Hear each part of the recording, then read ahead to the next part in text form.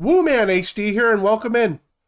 We are doing a deep dive into icons in FC24. There has been a bunch of wholesale changes made by EA to spice up and change the icon game this year. We're going to go into what versions are available, specials, icon SBCs, and this is definitely going to affect the market, so let's crack straight into it. Okay, guys, so icon changes. First off, icons are significantly changing. They are getting rid of the base and mid icons, and they have been replaced with only one version. Now, for some of the players, they're somewhere between a base and a mid.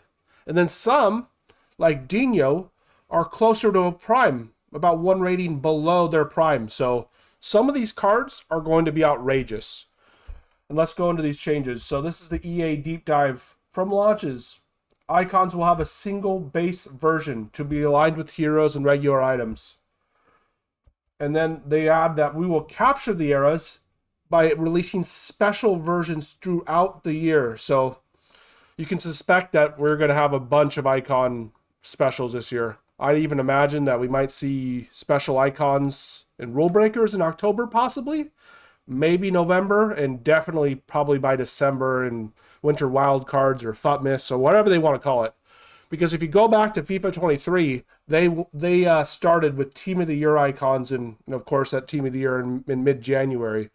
So you got to imagine that they're going to even spice it up even further and bring the icons into the power curve even faster. So that's the first change. Now, last year they released a base icon SBC for 232K. And what day was that? November 14th was the base icon SBC. It required an 85 and an 87 rated squad, and it was about 200 to 250K. So you got to imagine that it might even be more expensive this year to do that SBC. And I at least hope that EA, I did enjoy. I think everybody enjoyed having the base icon, the hero packs early on in the year. I do hope that they keep repeating this stuff where, hey, maybe we will get an icon upgrade pack. Maybe not this one. I don't think it might not happen in October. I think that, having a chance at packing a 93 Dino in October is absolutely outrageous, right?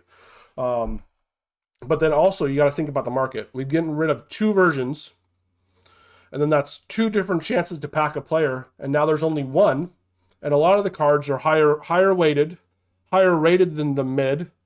And then some of them also have got downgrades. So you got to imagine that the market is going to be crazy on these icons. A lot of these icons won't be seen. They will be 1.5, double, triple the price of what they were. You might see a 93 Dino be extinct. 93 Cruyff. I mean, mega millions. 8, 10, 12 million coins upon launch. It's going to be crazy. So let's go back into the deep dive. And now icons are treated like heroes in terms of chem. So now you will get an actual league link for the icon, just like a hero. So that's going to be much better, because I think one of the biggest frustrations last year was icons were almost worthless in squad building. You could have a couple of French icons and you still couldn't get Mbappe on full chem, unlike previous years where if you had one French icon, you would be good to go, right? And then this chemistry system kind of really screwed that up. So it was unfortunate.